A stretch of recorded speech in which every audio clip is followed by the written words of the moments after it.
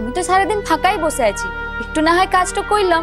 আর এখন তো বাড়িতে সবাই ঘুমোচ্ছে, আমি তাই বড় দাদা বাবুটো আর মেজো দাদা বাবুটোর জুতোগুলো পরিষ্কার করছি।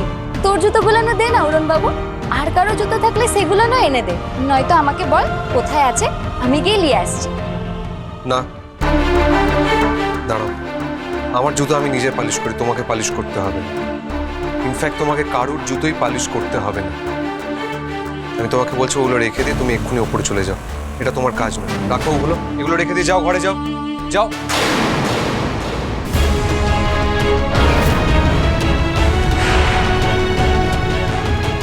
বড় বৌদি, মেজো বৌদি। অরুণ বাবু, দয়া করে তো এসব নিয়ে এখন আর কিছু বলিস না। তোরা তো আমাকে দয়া করে এই বাড়ির মেয়েটো বানায় এই বাড়িতে নিয়ে এসেছিস। আমি যদি এই বাড়ির মেয়েটোই হই, তাহলে আমার দাদাদের জুতা পরিষ্কার করতে আমার কিসের অসুবিধাটা হবে রে? আমার সত্যি কোনো অসুবিধাটা হবে না রে। তুই যা কিনে বিশ্রাম কর, তুই তো আসার পরে একবারও ঘুমাস লাই, যা আগে ঘুমায় পর। আমি এগুলো কইরে দিয়ে ঘরে চলে যাব, এখন আর এখানে হাঙ্গামা করিস লাই। রাঙামতি, তোমার নিজের জায়গাটা তোমাকে নিজেকে বুঝতে হবে, চিনতে হবে। সেটা যদি তুমি না করতে পারো তাহলে তোমার হয়ে কেউ করে দিতে পারবে না। তোমার আত্মসম্মানটা তোমায় নিজে বজায় রাখতে হবে, রক্ষা করতে হবে। সেটা যদি না করতে পারো তাহলে কিন্তু লোকে তোমায় দু পায়ে মারিয়ে দিয়ে চলে যাবে। তোমায় কেউ যদি সম্মান করে তাহলে সেই সম্মানটা তুমি অবশ্যই ফিরিয়ে দেবে, কিন্তু কেউ অপমান করলে তার প্রতিবাদটাও কিন্তু তোমাকেই করতে হবে। সেটা তোমার হয়ে কেউ করে দিতে পারবে না।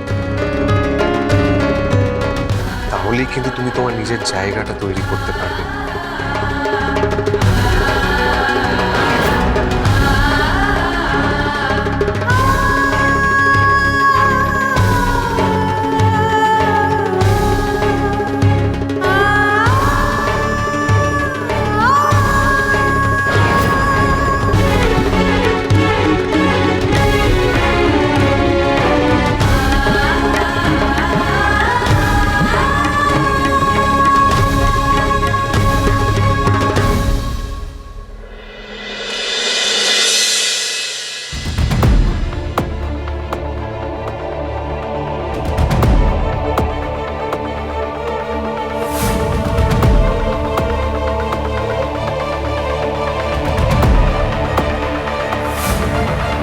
আমার মায়াটার একটু দেখবেন বড় বাবু, ও আরে জলে ফেলা দিয়ে না, ওটা আমি ছাড়া কেউ না।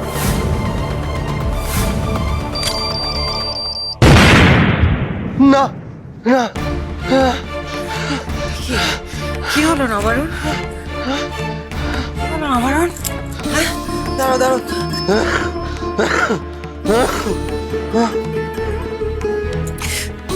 দাঁড়াও, তোমাকে একটু জল দিই।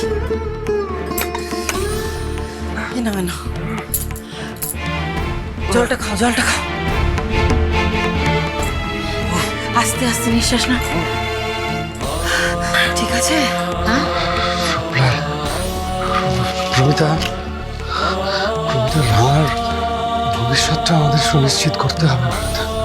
হ্যাঁ, ও যাতে সুখে থাকে সেটা দেখার দায়িত্ব আমরা রূপলালকে কথা দিয়েছিলাম। প্রমিতা, নিশ্চয়ই সেটাই তো আমরা করছি।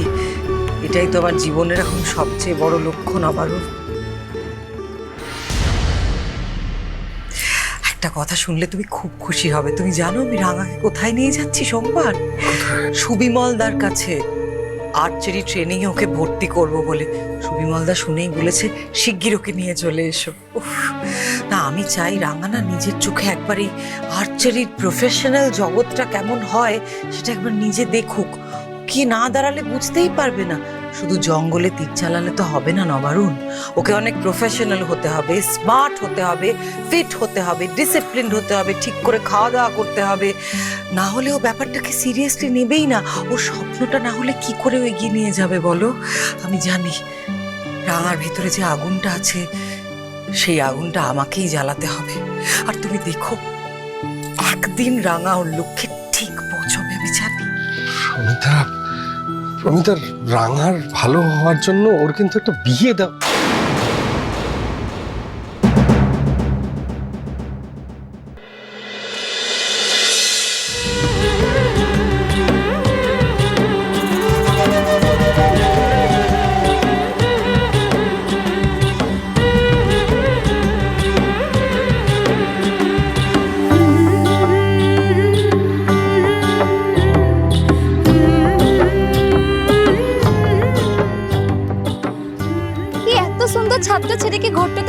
ভালো লাগে?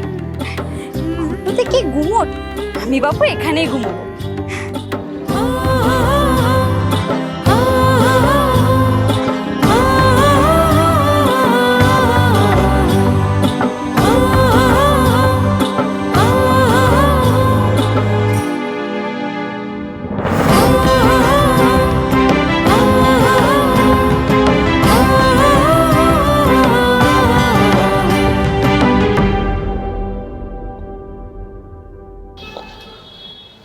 না দেখো, যেটা বলতে চাইছি যে এমন একটা ছেলে যে রাঙাকে সুখে রাখবে, ওকে বুঝবে, ওর ভরসা দেবে, ওর এই ক্যারিয়ারে তৈরি করার জন্য সারাক্ষণ ওকে ইন্সপায়ার করবে, সাপোর্ট করবে।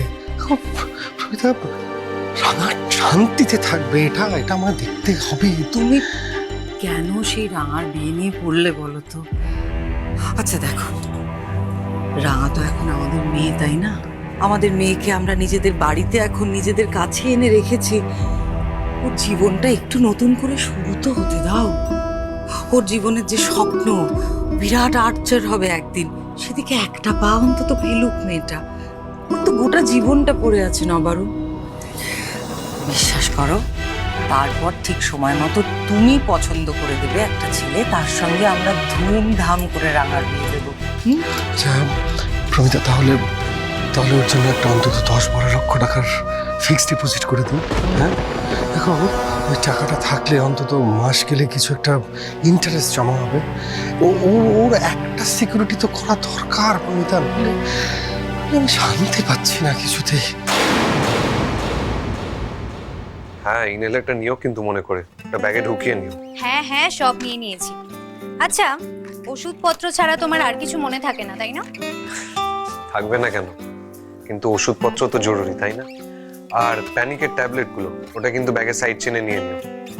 ভাবা যায় যে মেয়ে কথায় কথায় এত প্যানিক করে, সে যে এয়ার হোস্টেসের ইন্টারভিউটা কি করে ক্র্যাক করলো কে জানে। ও হ্যালো, হে ক্যাপ্টেন একলব্য বসু। আমি প্যানিক করি ঠিকই, কিন্তু যখন কোনো প্রবলেম হয় তখন কিন্তু আমার মাথা একদম ঠিকঠাক কাজ করে। সেটা তোমার থেকে ভালো আর কে জানো ক্যাপ্টেন। বিশেষত আমি আমার ক্যাপ্টেন একলব্য বসুকে খুব ভালো করে জানি, কিভাবে তাকে হ্যান্ডেল করতে হয়, ইচ অ্যান্ড এভরিথিং। আর ফ্লাইটে তুমি আমার ক্যাপ্টেন হতে পারো, বাট রিয়েল লাইফে উই বোথ আর ইকুয়াল। আমি ঠিক সারা জীবন তোমার পাশে থেকে তোমার লাইফটাকে সঠিক পথে এগিয়ে নিয়ে যাব। তুমিও কোনো চিন্তা করো না।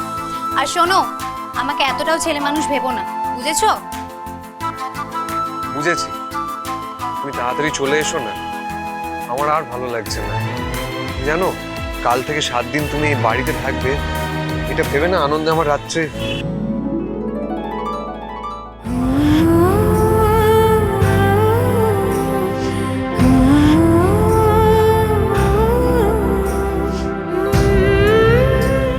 ঘুম আসতে চাইছে না।